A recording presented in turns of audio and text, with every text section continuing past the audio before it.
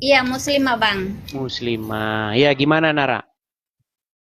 Iya Bang, ini saya kan baru ngikutin Abang, tapi Hmm. semenjak saya ngikutin Abang ini saya banyak ingin belajar tentang agama. Hmm. Dan saya mulai ngikutin Abang, saya banyak lihat perdebatan Abang dengan Bang Suma dan Ustadz yang lain gitu loh Bang. Ya. Ah, terus saya juga awam Abang Adis masalah agama, cuma saya itu eh, ada sedikit pertanyaan buat Abang. Apa itu? Mohon diajarin. Cuma saya ada tulis sedikit tentang saya itu penasaran masalah Nabi Muhammad. Hmm. Yang setidaknya tadi baru saya nonton Abang masalah Nabi Muhammad itu dicoret dari apa namanya selembar apa buku ya apa kan namanya kayak gitu waktu diserahkan pada saat waktu selesai perang atau apa. Jadi dicoret namanya Nabi Muhammad itu kenapa itu Abang? Maksudnya Terus gimana? Dengar. digantikan. Coba lanjutin dulu. Saya tadi baru nonton film Nabi Muhammad. Hmm. Karena kenapa saya nonton? Karena saya ada mendengar Abang berargumen sama Ustadz Suma, siapa ya Ustadz Suma ya, Hmm. masalah Nabi Muhammad dicoret dan digantikan bin Abdullah, Oke. Muhammad bin Abdullah. Terus setelah dicoret itu Nabi Muhammad mengirimkan lagi mengirimkan lagi berita kalau umpamanya Nabi Muhammad menyampaikan kalau Nabi Muhammad itu uh, penguasa dunia. Oke, pertanyaannya? Iya, itu yang saya tanyakan kenapa Nabi Muhammad dicoret dan digantikan Muhammad bin Abdullah, Abang.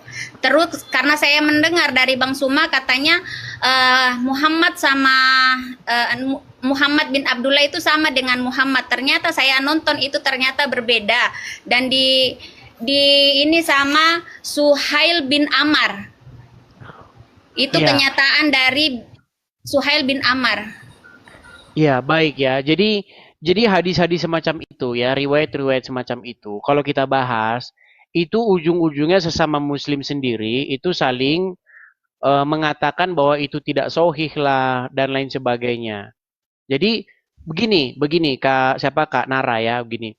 Ketika Hidayat saya ya Bang Hidayat. berdiskusi, ya, ketika saya berdiskusi dengan umat Islam, membahas riwayat-riwayat yang seperti itu, Muhammad bin Abdullah dengan Muhammad dan lain sebagainya, masalah kirim surat menyurat, itu sesama Muslim sendiri, itu mereka berdebat dan mengatakan riwayat-riwayat demikian itu dikatakan palsu dan lain sebagainya.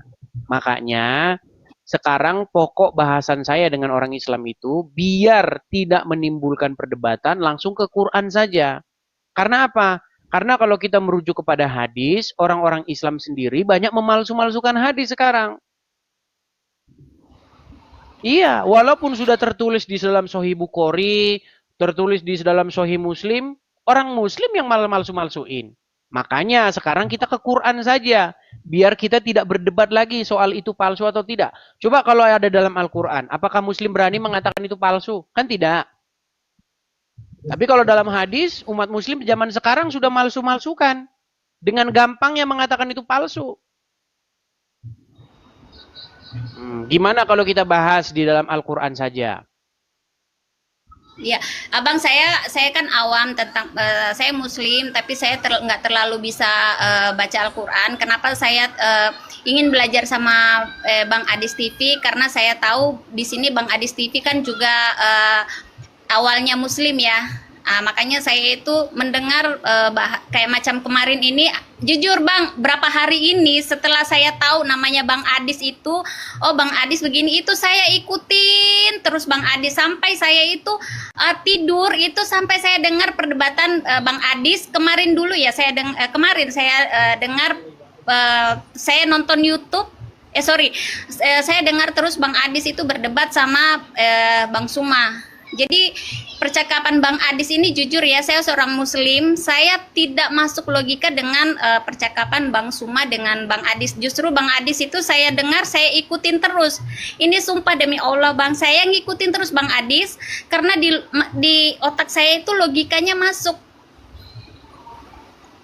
Sedangkan Gitu yang Bang, jadi dikatakan saya selalu pelajari dan saya catat apa yang saya nonton tentang masalah Tuhan Kristus, terus saya nonton tentang masalah Bang Adis, gitu. Maksudnya apa namanya, pengucapannya Bang Adis itu dalam logika saya masuk gitu. Makanya saya nonton terus, bahkan saya tadi nyari Bang, gimana caranya saya bisa bertanya sama Bang Adis ya masalah itu tentang kayak Abang, aku baru tahu Abang, aku taunya Aisyah itu dinikahi sama Muhammad itu umur 13 tahun, bahkan adik saya juga mengatakan seperti itu. Nanti saya dengar dari Bang Adis kalau Aisyah itu dinikahi Nabi Muhammad itu nanti umur 6 tahun.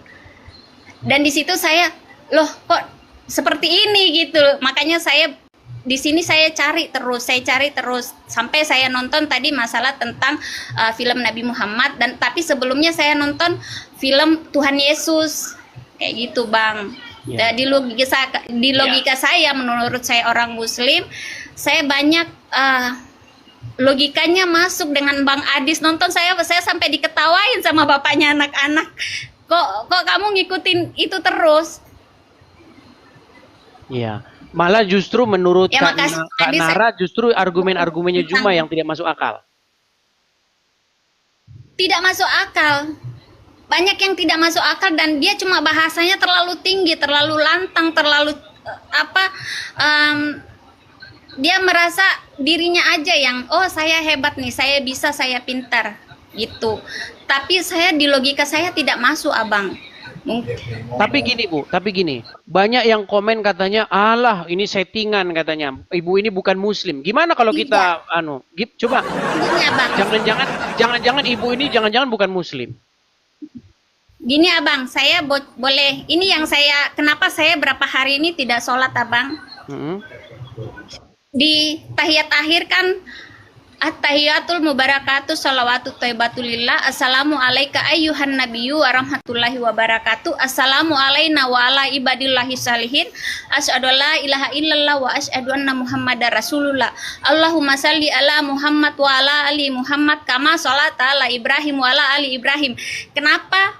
Ini yang saya pertanyakan lagi Abang, kenapa Nabi Muhammad diduluankan baru Nabi Ibrahim? Setahu saya Nabi Ibrahim itu adalah Nabi pertama dan Nabi akhir itu adalah Nabi Muhammad.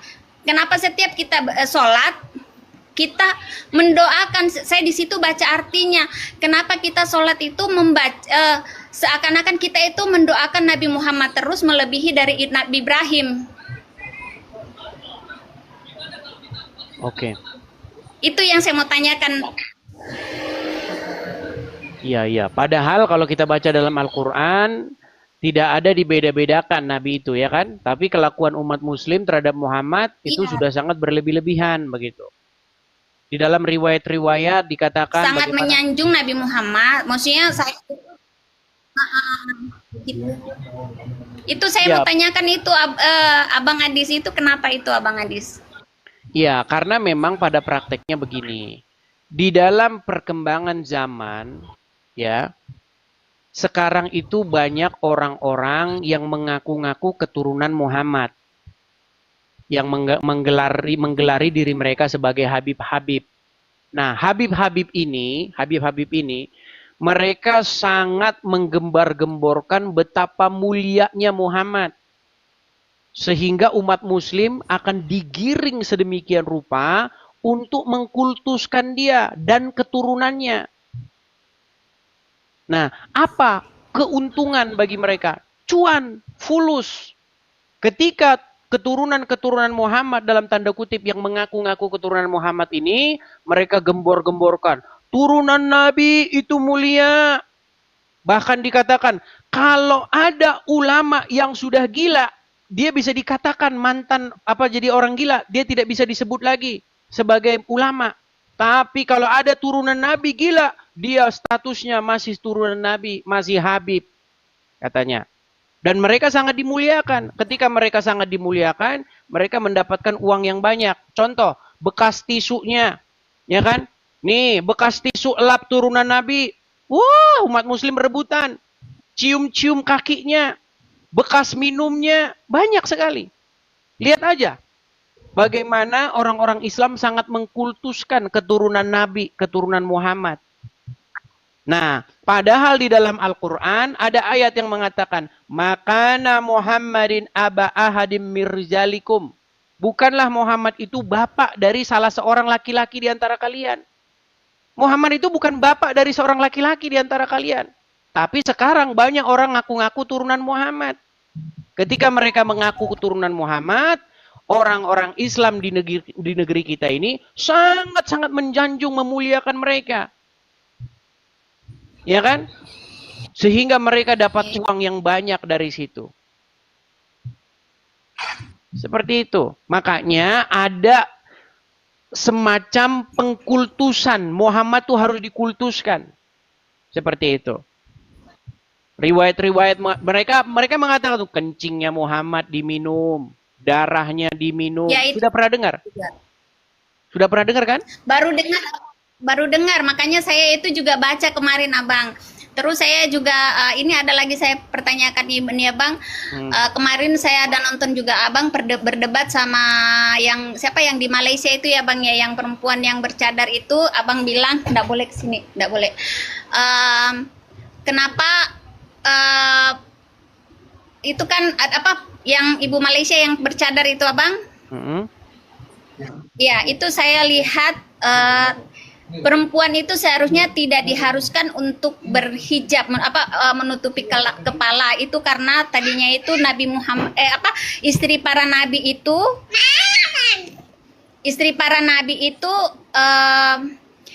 supaya ketahuan yang mana istri, yang mana bukan, karena hampir semua faktor tubuhnya itu hampir sama, jadi diusulkanlah sama nabi untuk menutup kepala, Bu. Jadi ya, tidak diharuskan untuk berhijab.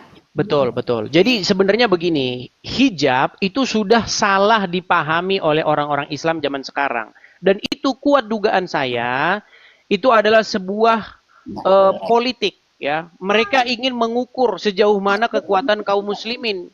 Makanya mereka tandai dengan pakaian seperti itu. Siapa yang memproklamirkan supaya gerakan-gerakan berhijab ini? Namanya Hasan Albani, itu dari Mesir, gerakan dari Mesir. Sebelumnya nggak ada orang Islam berhijab.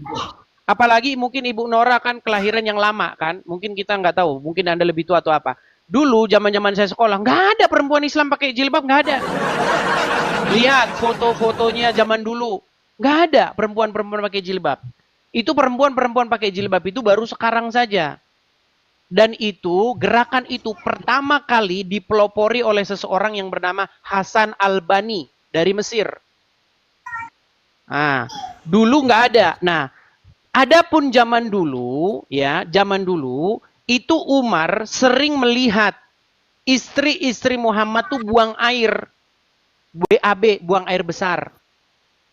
Nah, karena mereka ingin membedakan mana budak, mana bukan budak, maka disuruhlah pakai yang namanya penutup itu, hijab. Itu idenya Umar. Makanya ada seseorang muslim, cendekiawan muslim, namanya itu adalah Profesor Dr. Sumanto Al-Qurtubi. Nah, Profesor Dr. Sumanto Al-Qurtubi, kalau tidak salah ya namanya, saya agak sedikit lupa. Dia pernah menulis sebuah buku, namanya itu Lubang Hitam Agama. Di dalam buku itu, ada sebuah ayat, ada sebuah paragraf di mana dia membahas Umar bin Khattab dan Muhammad bersekongkol mengarang ayat Al-Quran. Ayatnya tentang itu, tentang bagaimana Umar memberikan ide kepada Muhammad. Wahai Muhammad, bagaimana kalau istri-istrimu ini dipakaikan hijab? Lalu Muhammad setuju. Ya. Akhirnya turunlah ayat. Sudah dipelajari?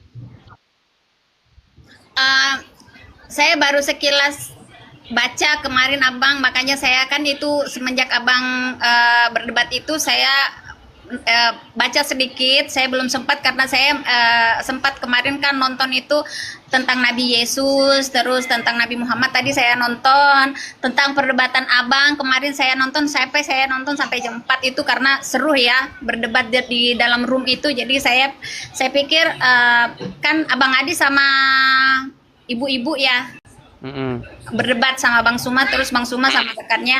Jadi saya nonton, kok saya logikanya kok saya tidak masuk dengan Bang Suma, tapi saya logikanya lebih masuk ke Bang Adis. Jadi saya pelajari di situ terus. Makanya saya ini Abang nulis banyak tentang masalah Nabi Muhammad, dan di sini saya juga belajar masalah tentang Tuhan Yesus gitu, Abang. Ya, ini salah satu contoh ya. Itu misalnya. aja sih Abang saya.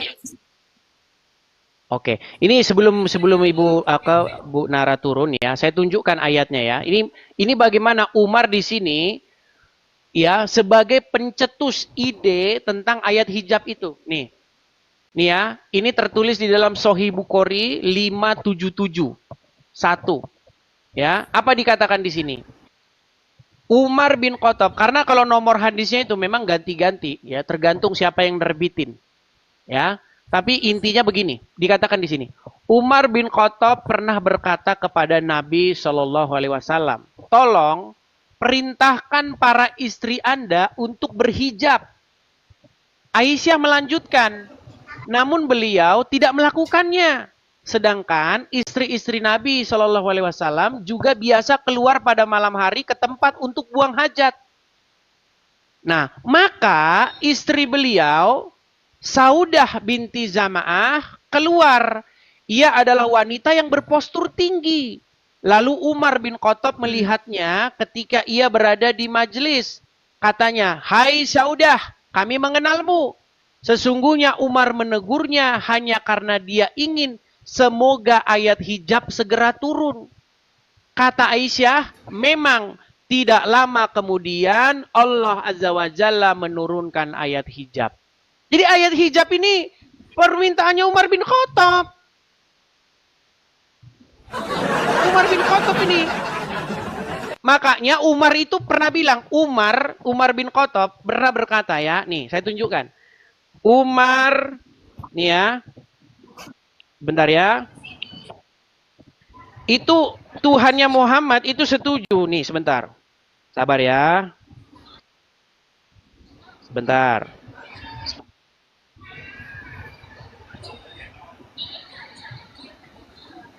Kita tampilkan ya. Bagaimana Allah itu akhirnya setuju dengan Umar. Karena Umar mengatakan bahwa nih sebentar ya. Saya tampilkan saja di layar nih. Saya tampilkan. Saya ada kok ayatnya, saya tampilkan di layar. Sebentar. Nih ya. Sabar.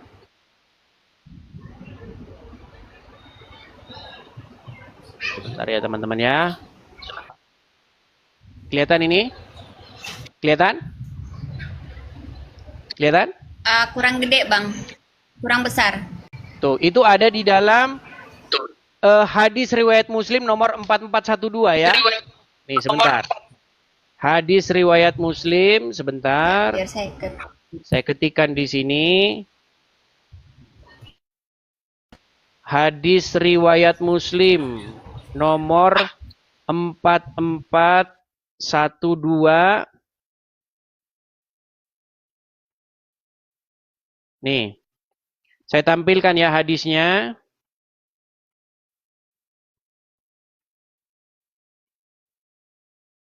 Waduh, terpental Ibu tadi.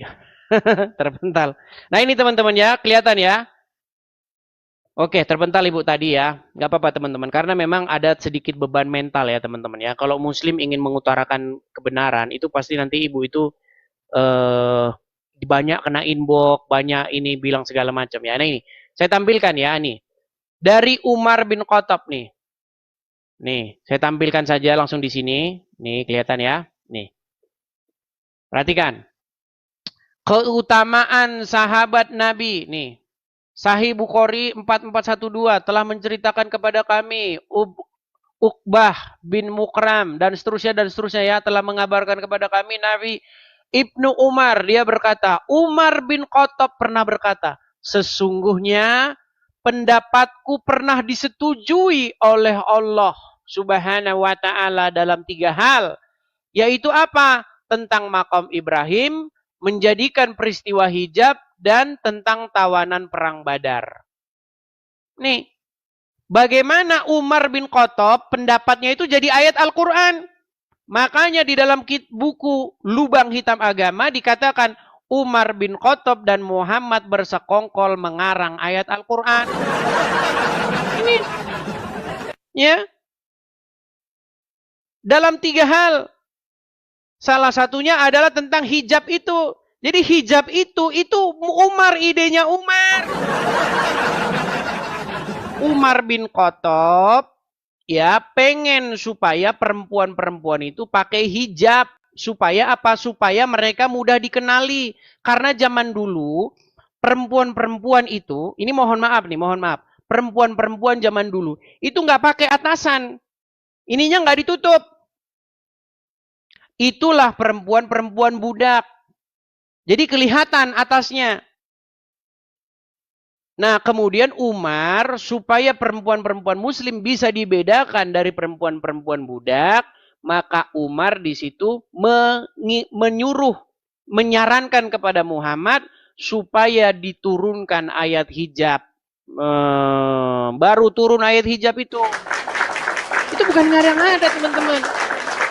Kenapa Tasik Ngaji nggak berani naik sini? Karena mereka takut mengiyakan. Nggak percaya, nanti mengiyakan dia. Ayat hijab itu sehubungan dengan peristiwa buang air besar, ya. Nih.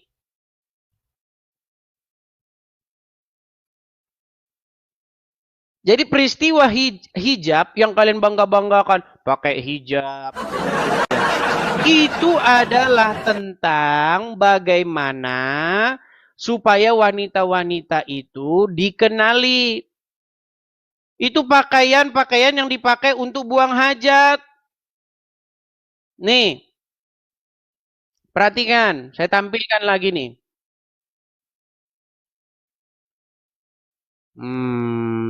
Saya tidak mempersiapkan teman-teman. Kalau saya tidak persiapkan gini, saya agak sedikit butuh waktu untuk mencari ayat-ayatnya teman-teman ya. Makanya besok itu saya akan buat galeri teman-teman ya. Galeri untuk menunjukkan ayat-ayatnya supaya kita tidak bolak-balik ya. Nih, saya tampilkan ini udah ketemu nih, untung langsung ketemu. Biasanya agak lama saya kalau nyari teman-teman. Nih ya, perhatikan nih teman-teman. Lihat. Sebentar, masih agak buram. Nih ayat hijab ya. Sabar. Agak buram teman-teman. Waduh. Kenapa ini tidak? Oke. Sekarang sudah fokus nih. Telah menceritakan kepada kami Ishak. Telah mengabarkan kepada kami Yakub bin Ibrahim. Dan seterusnya. Telah mengabarkan kepadaku Urwah bin Azubair. Bahwa Aisyah pernah berkata ya, Umar bin Khattab pernah berkata kepada Nabi, tolong perintahkan para istri Anda untuk berhijab.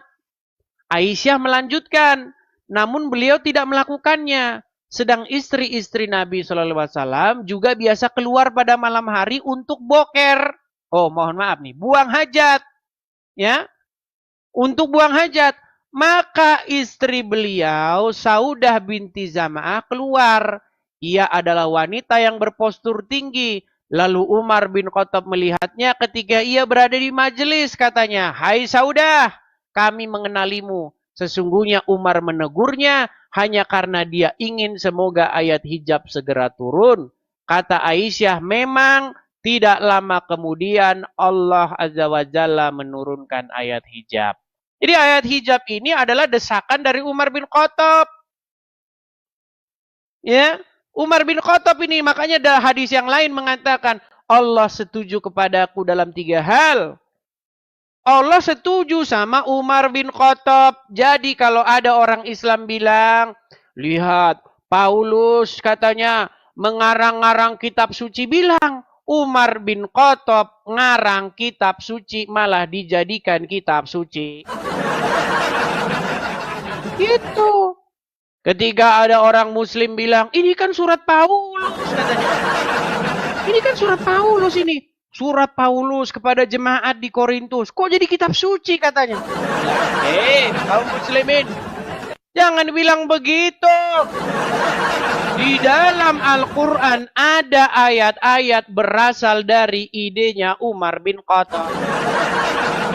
Jangan standar ganda. Kenapa kalian standar ganda? Yo. Seperti itu.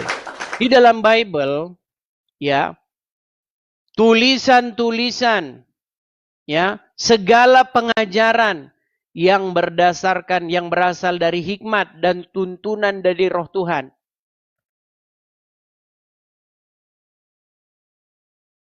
Adalah dari Roh Kudus. Ketika Roh Kudus memberikan hikmat kepada seseorang untuk mengajar, tidak masalah itu. Ya kan? Nah, pertanyaannya, apakah Umar bin Khattab mendapatkan ide itu dari dirinya sendiri? Coba. Lalu akhirnya dijadikan ayat oleh Allah? Nah, seperti itu. Dia turun ya. Gini teman-teman, ada beban memang, ada beban ya. Ketika umat muslim mereka melawan arus, itu pasti mereka akan mendapatkan ancaman-ancaman. Mereka akan mendapatkan persekusi. Itu memang sulitnya begitu. Karena mereka ini terkenal tukang persekusi. Mereka ini terkenal tukang, ya. Kalian tahu. Iya. Ade Armando saja berkata, waktu itu saya dipukulin sambil mereka teriak takbir. Takbir sambil mukulin orang, saudara-saudara. Ya, memang seperti itu, mau gimana? Ya, silakan ya, kita kasih kesempatan kepada muslim yang lain. Oke, ada Aurelia. Oke, kita kasih naik Aurelia. Yuk, silakan. Semakin banyak nih kaum wanita-wanita yang bersuara nih. Yuk, silakan. Jadi jangan dibilang teman-teman. Sorry bang. Acara ini di TV sorry. Kristen. Bukan. Oke, saya kasih turun dulu ya. Kristen, bang. Sorry ya bang. Gak apa-apa bang. Oke, saya kasih turun. Tapi jangan naik lagi ya bang ya. Jangan naik. Oke, ini ada hurufnya, huruf Thailand ini. Kapun. Halo, Kapun Kap. Kapun Kap, apa kabar Kapun Kap? Ya bro. Nama siapa ini bang? Nama siapa? DJ Yoni. DJ Nah Yoni. kan makin gak jelas. Kita kasih turun lah, kita kasih turun. Ya itulah teman-teman ya, seperti itu teman-teman. Jadi teman-teman, kalau teman-teman lihat acara pengajiannya Abdul Somad, udah sepi, udah nggak ada orang. Pengajiannya Adi Hidayat, sepi, nggak ada orang. Orang Muslim sekarang nontonnya, ya, pengajian Edis TV. Iya. Cuman dengerin ceramah Abdul Somad. Mendingan gue denger pengajian Edis TV. Iya.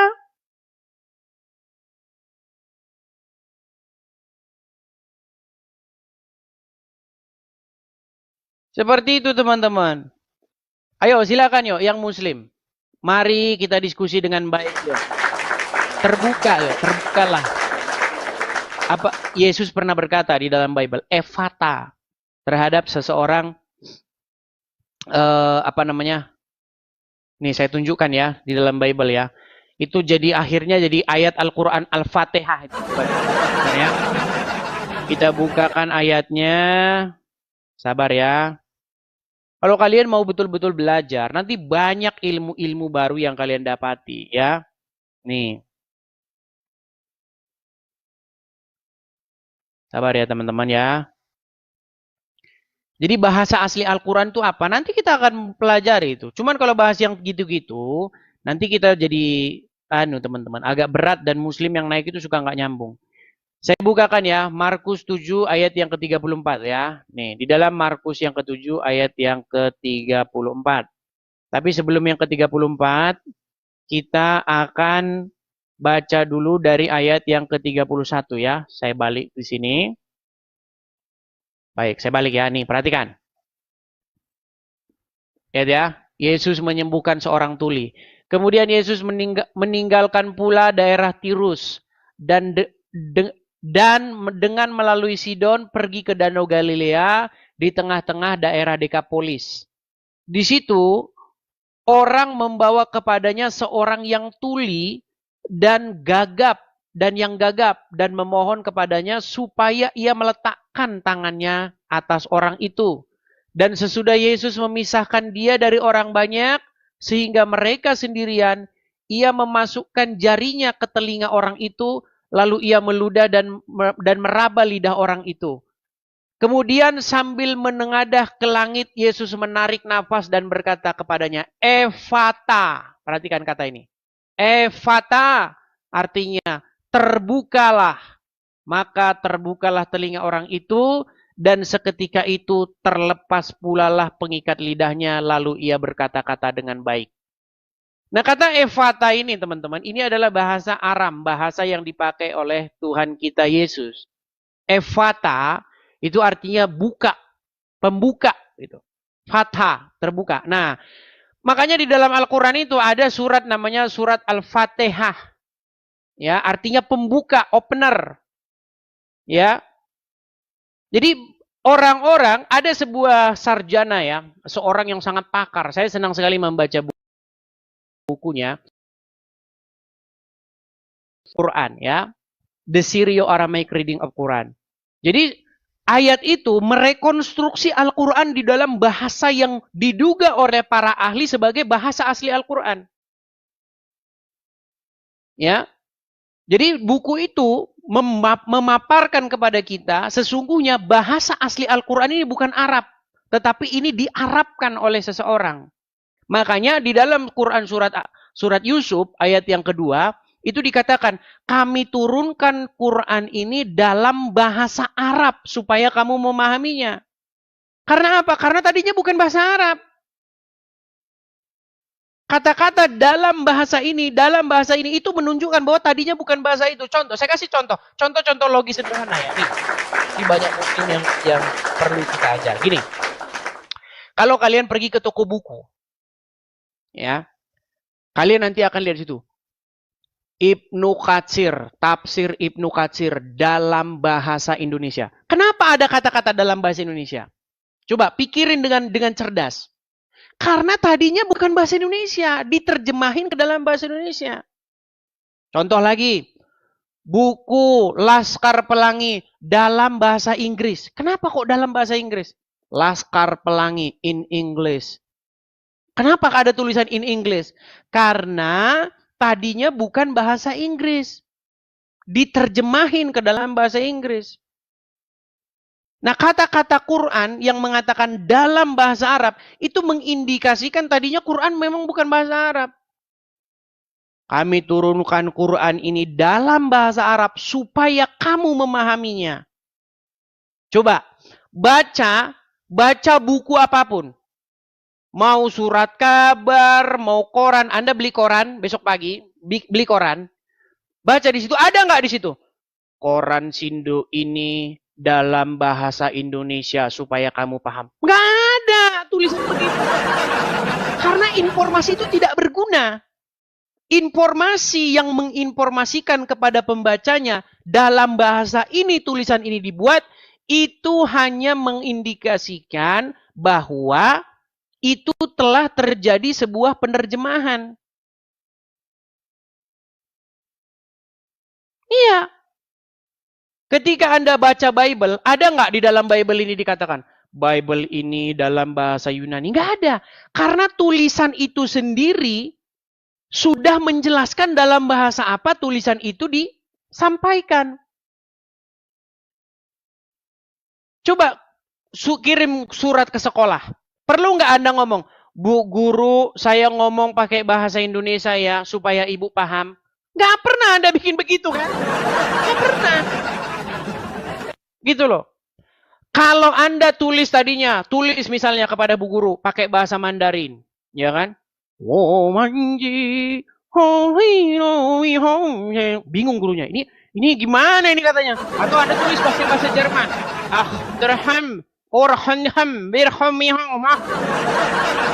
Ini apa ini? Baru besok tulis. Bu Guru, saya tulis pakai bahasa Indonesia ya, supaya ibu memahaminya. Nah, baru ketahuan. Jadi kata-kata menerangkan dalam bahasa apa itu ditulis, itu sebenarnya hanya ada di dalam sebuah terjemahan. Kalau nggak terjemahan nggak ada pasti. Kata itu pasti tidak akan muncul. Gitu teman-teman. Coba ketika Anda punya naskah pakai bahasa Jerman. Nah, misalnya Anda tinggal di Jerman. Saya kirim dulu PDF-nya ke teman saya di Indonesia ya. Kirim PDF-nya. Udah dikirim, dibaca. Dibales, bro. Bahasanya Jerman, bro. Kagak ngerti gua. Besok kirim lagi. Bro, kali ini gua kirim dalam bahasa Indonesia ya, biar kamu memahaminya. Karena tadinya bahasa Jerman. Coba kalau nggak gitu, perlu Anda nulis begitu. Coba kirim pesan WhatsApp ke temanmu. Bro, saya kirim pesan WhatsApp saya ini kepadamu dalam bahasa Indonesia supaya kamu memahami. Bro, lu kurang kerjaan bro nulis begini. Ngapain lu ngomong gini sama gua? Ngapain lu ngomong? Gua kirim pesan WhatsApp ke lu dalam bahasa Indonesia supaya lu memahaminya. Lu ngomong gini emang selama ini lu ngomong bahasa apa, bro? Nah, ayat Al-Quran menuliskan itu. Quran ini dalam bahasa Arab supaya kamu memahaminya. Kenapa Al-Quran menginformasikan kepada pembacanya bahwa Quran itu dalam bahasa Arab? Dalam rangka apa diinformasikan itu? Itu kalau ilmumu masih unyu-unyu ya kau nggak nangkap. Ya, seperti itu ya. Yuk, silakan. Kita kasih naik ada Sultan Nawa official. Sultan Nawa. Itu kajian-kajian tinggi, teman-teman. Nanti kalian nggak nyampe ilmunya ke situ. Sebenarnya begini, teman-teman. Ini saya bongkar ya, saya bongkar. Gini. Dulu ada orang-orang asing yang sering main ke Arab Saudi, ke tempat di mana Muhammad tinggal. Konon katanya Muhammad tinggalnya di Arab. Nongkrong-nongkrong, duduk-duduk dengan Muhammad. Nah, warga masyarakat itu mengatakan, Muhammad diajarin Quran. Ya, namanya orang-orang asing atau orang-orang ajam. Orang-orang ajam inilah yang diduga kuat sebagai orang-orang yang menerjemahkan Al-Quran ke dalam bahasa Arab. Akhirnya itulah yang jadi Al-Quran sekarang. Tapi berhubung mereka tidak lihai dalam berbahasa Arab, akhirnya bahasa Arab mereka kacau balau. Makanya di dalam Al-Quran itu terdapat bahasa-bahasa, kosakata yang orang Arab nggak tahu. Orang Arab itu nggak tahu itu apa. Ya, mana salwa, itu nggak tahu orang Arab itu apa. Apa salwa itu?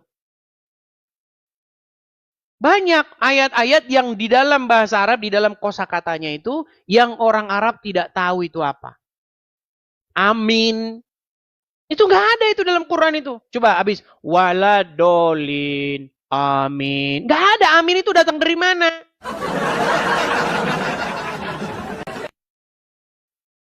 Coba cari kata amin itu. Sampai jungkir balik kau nggak akan buat. Pergi ke gereja-gereja yang masih kuno. Maksudnya yang liturgisnya kuno. Selalu ada itu penutupnya. Penutup ketika persekutuan ya di gereja itu selalu amin, Amin, amin. Ada itu. Nah, orang Islam ikut-ikutan. Habis waladolin, amin. Ikut-ikut mereka, ngikut-ngikut. Padahal di Quran nggak ada itu waladolin itu. Nggak ada sehabis waladolin amin itu. Lalu dikarang sama mereka. Oh, amin artinya kabulkanlah doa kami. Dulu. Bahasa apa yang kau pakai? Amin itu kabulkan doa kami. Amin itu bahasa Ibrani. Amin. Artinya bahasa Aram, bahasa Ibrani, ya. Artinya adalah terjadilah demikian. Atau sungguh-sungguhlah demikian. Itu maksudnya. Itu arti amin tuh kayak begitu. Contohnya, bro, semoga gue sukses ya. Amin. Amin tuh artinya sungguh demikianlah terjadi. Memang begitulah sungguh-sungguhnya gitu. Itu arti amin. Kabulkanlah doa kami, gundul. Itu. Makanya kalau kalian baca Pesita, Pesita itu adalah Bible perjanjian baru dalam bahasa Aram. Tuhan kita Yesus itu selalu sering membuka kata-katanya dengan kata-kata amin. Ya, amin, amin. Ya kan? Sesungguhnya aku berkata kepada kamu itu. Kata-kata sering, sesungguhnya aku berkata kepada kamu, bla bla bla. Sesungguhnya begini-begini. Sering dibuka dengan kata-kata amin. Itu semua dari Kristen semua itu. Dicolongin sama mereka. Lalu dikaranglah sama orang-orang Islam. Oh, kalau amin agak panjang i-nya artinya kabulkanlah doa kami. Ngarang bebas. Ngarang bebas. Kaidah bahasa apa yang kau pakai?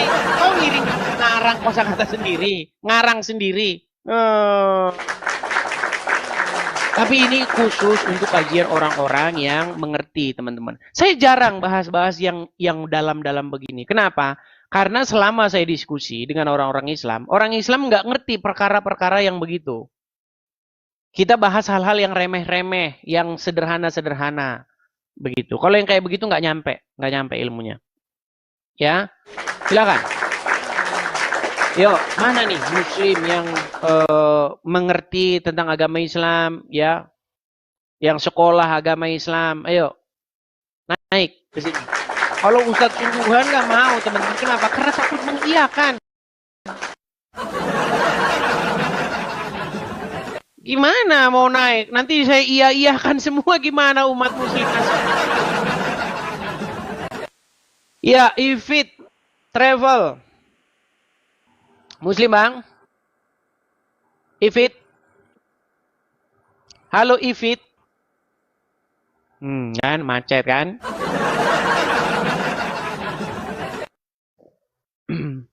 Jadi saya pernah menulis satu buku, ya, di mana buku itu saya membahas mengenai asal usul Al-Quran. Karena udah 13 tahun teman-teman saya mendalami Al-Quran. Itu saya tahu asal usul Quran itu dari mana. Nih teman-teman, kalau teman-teman mau tahu asal usul Al-Quran, pelajari ayat ini. Dari sini ayat Quran itu berasal. Nih, perhatikan ayat ini. Ya, di dalam Quran surat An-Nahl ayat 103. Nih, dan sesungguhnya kami mengetahui bahwa mereka berkata, sesungguhnya Al-Quran itu diajarkan oleh seorang manusia kepadanya, kepada Muhammad. Padahal, nah ini kan orang menuduh nih. Ya, orang menuduh bahwa seseorang telah mengajari Muhammad Al-Quran. Dijawab oleh Al-Quran. Padahal bahasa orang yang mereka tuduhkan bahwa Muhammad belajar kepadanya adalah bahasa ajam. Sedangkan Al-Quran adalah dalam bahasa Arab yang terang. Jadi biar teman-teman tahu, ada orang ajam. Orang ajam itu maksudnya orang asing. Contoh, misalnya kalau Anda tinggal di Bali. Ketika Anda lihat ada orang Australia di situ, ada orang mana lagi? Ada orang Selandia Baru, ada orang Malaysia, Ada orang mana lagi? Thailand, itu namanya orang ajam. Orang ajam tuh orang asing, pendatang. Yang dimana bahasa mereka itu nggak selancar bahasa asli penduduk situ. Contoh, ya kan? Ada orang Australia tinggal di Bali, ngomongnya, tolong beri saya sigaret. Sigaret? Iya, tolong beri saya sigaret katanya. Karena dia nggak tahu rokok itu apa. Jadi bahasanya tuh campur-campur. Kadang ada bahasa Indonesianya, kadang ada bahasa dia. Ya kan? Do you have, apakah kamu punya drink? Apakah kamu punya beverage? Kata dia. Punya minuman ringan nggak? Karena dia nggak tahu ngucapin minuman ringan apa. Dia tulis, apakah kamu jual beverage? Kata dia. Apa itu beverage? Katanya. Oh, minuman ringan. Nah, ketika mereka berbicara, bahasa mereka campur-campur. Nah, Al-Quran membantah. Bahasa mereka bahasa ajam. Bahasa yang mereka tuduhkan bahwa Muhammad belajar kepadanya, itu bahasa ajam. Sedang Quran ini bahasa Arab yang terang. Nah, nanti kita buktikan apakah bahasa Quran ini terang. Nanti kita tunjukkan. Ternyata bahasa Quran nggak jelas. Loh, ayat Quran sendiri yang ngomong ayat Quran tuh nggak jelas. Quran sendiri. Loh, nih kita buka tafsir-tafsirnya. Saya tunjuk nanti. Quran sendiri mengakui bahwa Quran itu nggak jelas. Nanti saya tunjuk ayat. Ya, sekali lagi Quran mengatakan bahwa dirinya nggak jelas. Nanti saya tunjukkan ayatnya kepada kalian. Nih, saya tunjukkan tafsir-tafsirnya deh ya. Kita baca dulu tafsir-tafsirnya. Perhatikan. Kita baca tafsir-tafsirnya dulu biar teman-teman paham. Ya. Nih, perhatikan nih. Sesungguhnya yang mengajari Muhammad Al-Quran adalah manusia dari anak cucu Adam. Dia adalah anak laki-laki Al-Faqih Ibnu Mughirah yang bernama Jabar, yang merupakan seorang Nasrani Roma dari daerah Sisilia. Nih, Muhammad sering nongkrong-nongkrong sama orang ini. Dia membuat pedang, kemudian masuk Islam. Nih, lalu Allah membalas. Bahasa orang-orang yang mereka tuduh, yang dituduhkan, bahwa dihubung-hubungkan, diindikasikan, ya, sebagai yang mengajari Nabi, itu bahasa asing. Sedang Quran ini menggunakan bahasa Arab yang mengandung penjelasan dan fasahah. Ya jelas, saking jelasnya nanti orang Islam bingung apa. Nanti kita kesana. Perhatikan lagi nih. Lihat ya. Nih, kita kalau muslim-muslim yang malas-malas, belajar apa ya? Biar saya ajarin. Nih, perhatikan. Ya.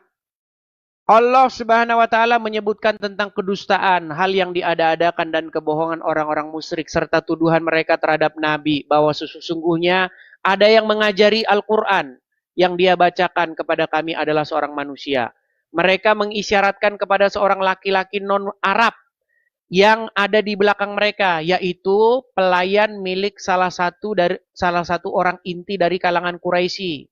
Lelaki itu adalah seorang pedagang yang menjual barang-barangnya di Safa. Terkadang Rasulullah duduk dengannya dan berbincang-bincang dengannya tentang sesuatu. Lelaki tersebut berbahasa non-Arab, tidak mengetahui bahasa Arab, atau hanya mengetahui sedikit, sekedar untuk menjawab sesuatu yang harus dia jawab. Seperti saya bilang tadi, bule yang tinggal di Bali, ngerti bahasa Indonesia tapi dikit. Nah, oleh karena itu, Allah membantah apa yang mereka buat-buat itu. Padahal bahasa orang yang mereka tuduhkan bahwa Muhammad belajar kepadanya bahasa ajam. Sedang Al-Quran adalah bahasa Arab yang terang. Maka, ya, bagaimana bisa Al-Quran yang sangat fasih bahasa Arabnya, sangat tinggi bahasa Arabnya, mengandung makna-makna yang sempurna dan menyangkup segala sesuatu, ya, yang menjadi hal penting sempurna dari kitab itu diajari oleh orang ajam. Bagaimana mungkin? Ini kan logikanya Allah. Logikanya Allah kan begini, nanti kita bantah ini.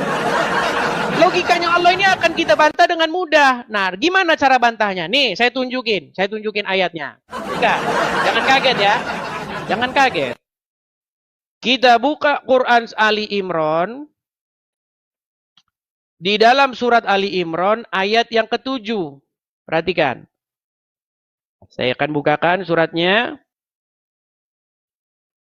Nih, di dalam Quran surat Ali Imran ayat yang ke-7, Quran sendiri bilang Quran gak jelas. Perhatikan.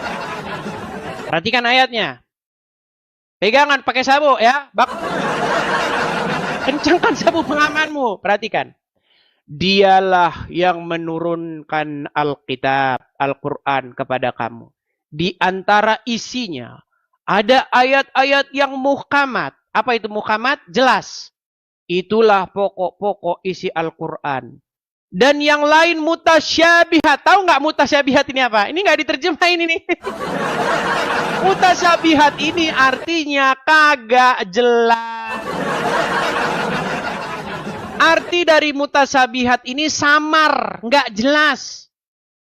Nih, adapun orang-orang yang dalam hatinya condong kepada kesesatan, mereka mengikuti sebagian ayat-ayat yang mutasyabihat, yang daripadanya untuk menimbulkan fitnah. Nah, ini malah dibilang. Ayat Quran lain, di dalam Quran, nih saya tunjukkan ayat lain ya. Ini dalam surat Yusuf. Perhatikan, ini surat Yusuf ya. Yusuf ayat yang kedua. Perhatikan. Di dalam Quran surat Yusuf ayat yang kedua, perhatikan. Sesungguhnya kami menurunkan berupa Al-Quran dalam bahasa Arab agar kamu memahaminya. Tujuan Quran dibuat dalam bahasa Arab supaya dipahami, agar dipahami. Tapi di ayat yang ini ternyata walaupun sudah diturunkan dalam bahasa Arab, ternyata di dalamnya ada ayat-ayat yang mutasyabihat. Apa itu mutasyabihat? Mutasyabihat artinya kagak jelas. Nggak jelas arti mutasyabihat itu. Samar, nggak jelas. Lalu untuk apa diturunkan ayat-ayat yang tidak jelas? Sedangkan ayat lain mengatakan bahwa ayat Al-Quran itu dalam bahasa Arab biar jelas. Nah, tahu nggak teman-teman sebabnya apa?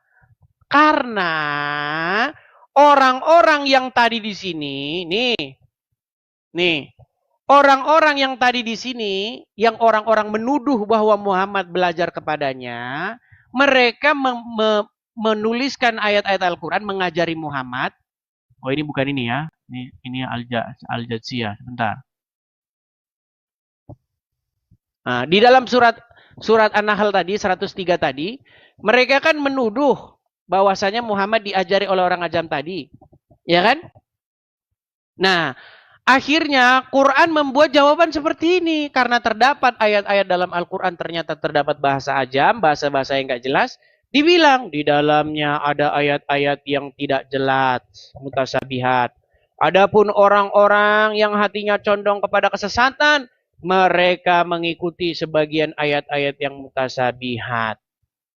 Padahal tidak seseorang yang mengetahui takwilnya, melainkan Allah. Gak ada orang yang ngerti takwilnya. Mau saya kasih contoh, ayat-ayat yang tidak diketahui. Nih, saya kasih contoh lagi. Saya kasih sebanyak-banyaknya kalian contoh nih. Di dalam Quran surat Al-Kahfi. Ayat yang ke-9. Perhatikan. Di dalam surat Al-Kahfi. Ayat yang ke-9. Perhatikan ini. Ini ayat-ayat mutasyabihat nih.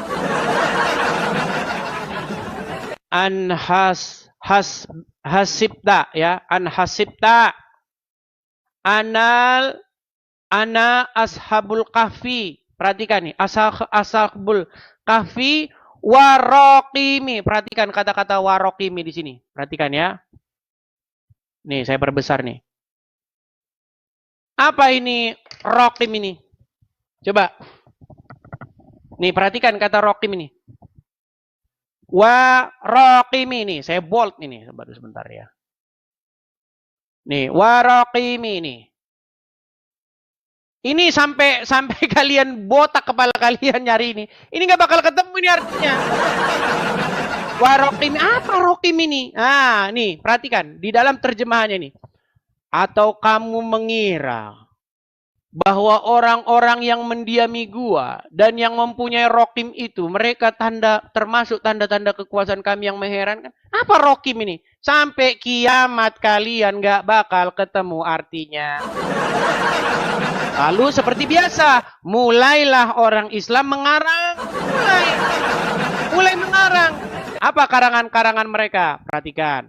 Ada yang bilang, rokim itu artinya adalah batu pualam yang tertulis. Nah, ada yang bilang rokim itu hanyalah apa? Misalnya adalah gua. Nah, ada yang bilang rokim itu nama anjing. Ada yang bilang macam-macam rokim itu apa?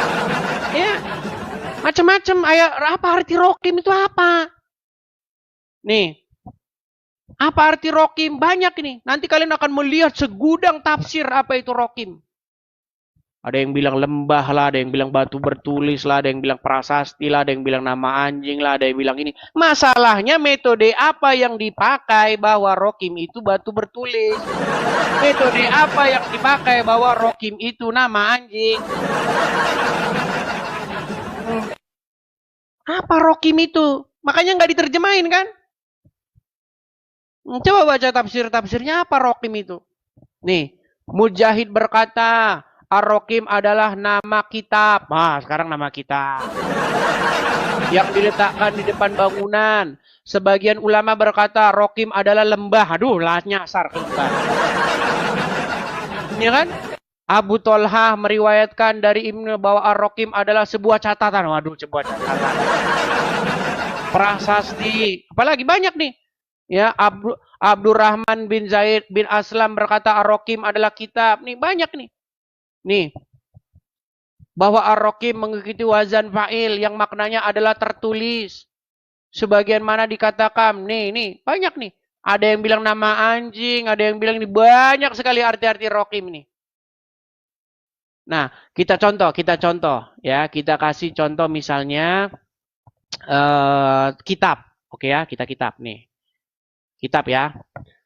Atau kamu mengira bahwa orang-orang yang mendiami gua dan kitab itu, orang mendiami gua dan kitab? Atau kamu mengira bahwa orang-orang yang mendiami gua dan batu bertulis, batu bertulis?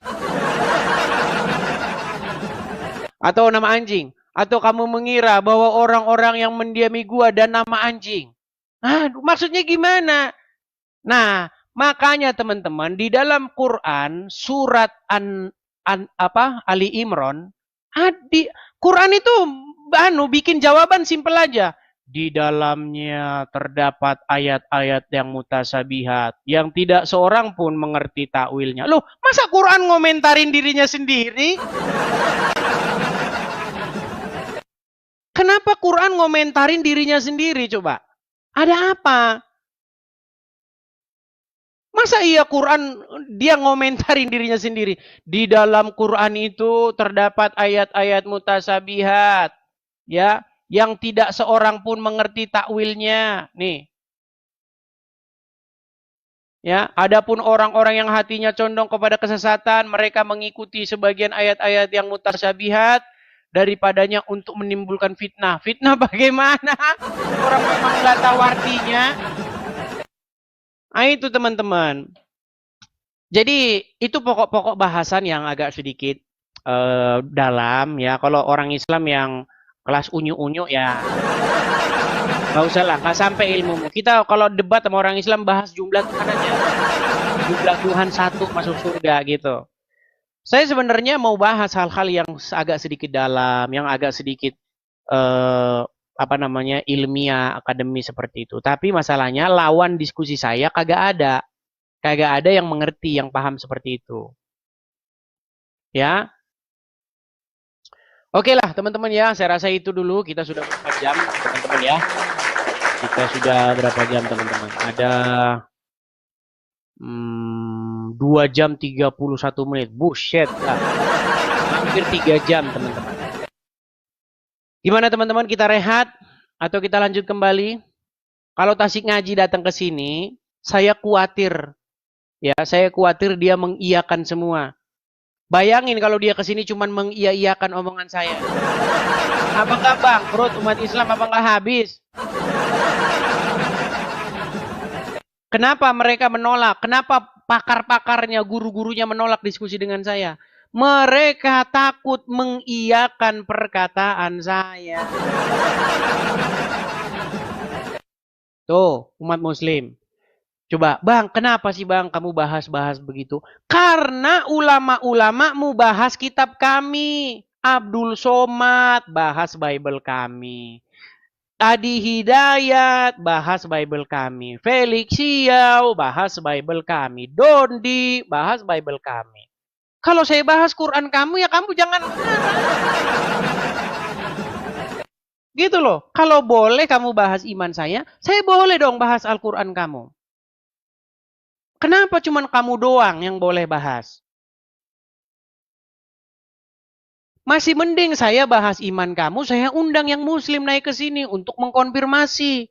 Wah, kalau Abdul Somad,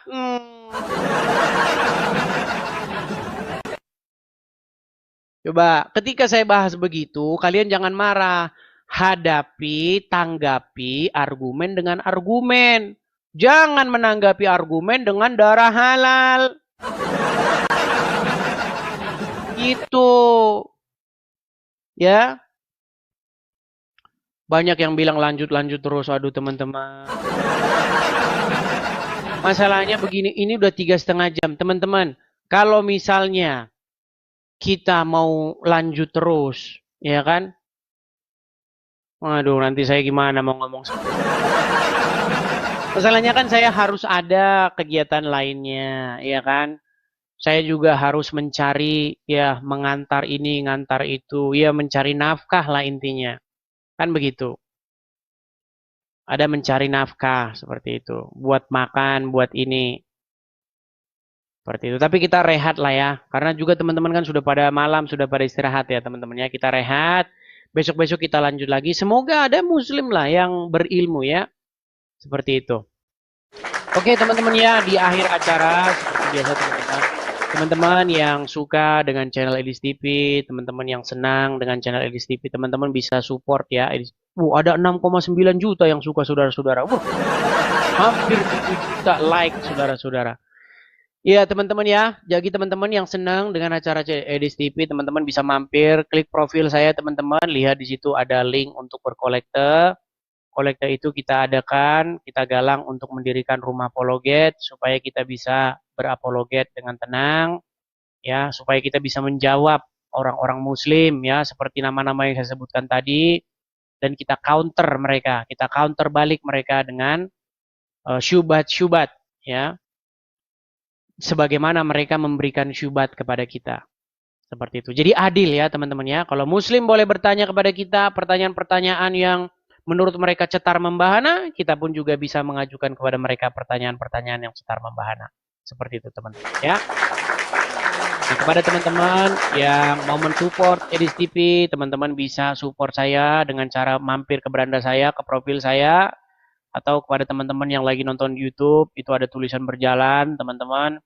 Bagi teman-teman yang sudah nonton terus, ya sudah berbulan-bulan nonton, tapi tidak pernah memberikan support sama sekali, ya, terlalu. Ya, bagi teman-teman yang mensupport ya di sini teman-teman ya, silakan teman-teman support tuh ada di layar. Ya, screenshot saja ini.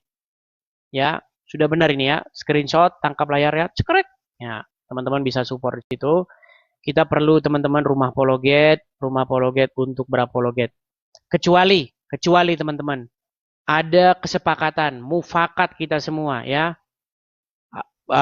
Kepolisian Negara Republik Indonesia peduli, Kapolri peduli, DPR peduli, ya peduli supaya diadakan kesepakatan supaya kita tidak saling membahas agama orang. Saya sangat setuju. Supaya kita apa? Urus agama masing-masing. Tapi kalau selama Muslim masih terus membahas-bahas iman kami, kita juga akan terus bersuara, teman-teman. Dan saya dengar ada beritanya si Zakir Naik mau diundang lagi. Mau diundang lagi mereka, tapi nggak tahu dalam rangka apa kali ini, ya. Kalau dalam rangka membahas Bible lagi, ya siap-siap saja kaum muslimin, siap-siap saja. Banyak umat Kristen akan muncul bersuara. Hebatnya kalau orang Kristen tidak anarkis. Ketika ada ulama muslim bahas agama Kristen, orang Kristen puji Tuhan tidak anarkis, orang Kristen hanya menjawab argumen dengan argumen. Beda dengan tetangga sebelah, teman-teman. Kalau kita berargumen,